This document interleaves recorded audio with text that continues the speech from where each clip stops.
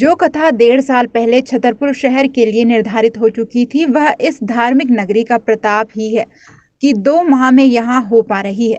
तार वाले बालाजी मंदिर का ऐसा तार जुड़ा है कि तारों से तार जुड़कर करंट बागेश्वर धाम तक पहुंचा।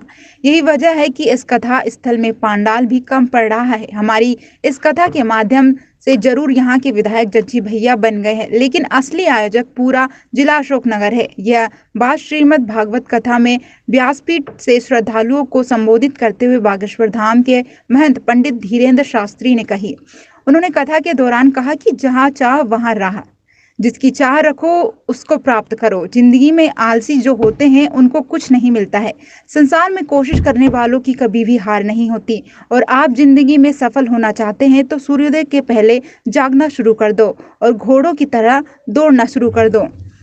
जो ऐसा करता है वो किसी भी मंजिल और मुकाम को पा लेता है, चाहे वह भक्ति का मुकाम हो या पद का मुकाम हो। उन्होंने कहा कि बागेश्वर धाम में कोई जादू टोना नहीं है कि परीक्षा दिए बगैर आप पास हो जाओ।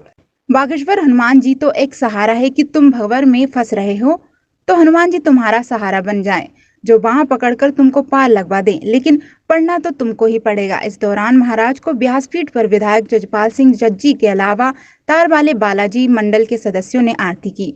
जिंदगी में सत्संग बहुत जरूरी है। कथा के दौरान सत्संग की महिमा का वर्णन करते हुए पंडित शास्त्री ने व्यासपीठ से कहा कि बिना सत्संग के जिंदगी में कुछ भी नहीं है।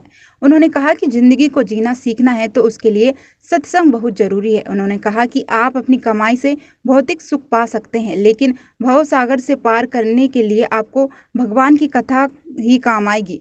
उन्होंने कहा कि कथा सुनने से मतलब कानों से सुनना नहीं, बल्कि उसे अपने चित्त में उतारना भी है। उन्होंने कहा कि तुम्हारी जिंदगी में कोई बहुत बड़ा बदलाव ना आ जाए उसको कथा मत समझिए। जिस दिन सत्संग से तुम्हारी जिंदगी बदलना शुरू हो जाए तो समझ लेना कि कथा का असर होना शुरू हो गया है।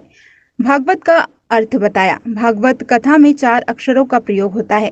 इसमें सबसे पहले शब्द भा यानी भक्ति, गा का अर्थ यानी ज्ञानी, जिसको भगवान की कृपा हो गई है। वहीं वा से वैराग्य, जो बुरे कामों को ना करे वह होता है। और चौथा अक्षर ता होगा। ता से होता है त्याग, यानी जो त्यागी हो, सनातन के प्रति हो।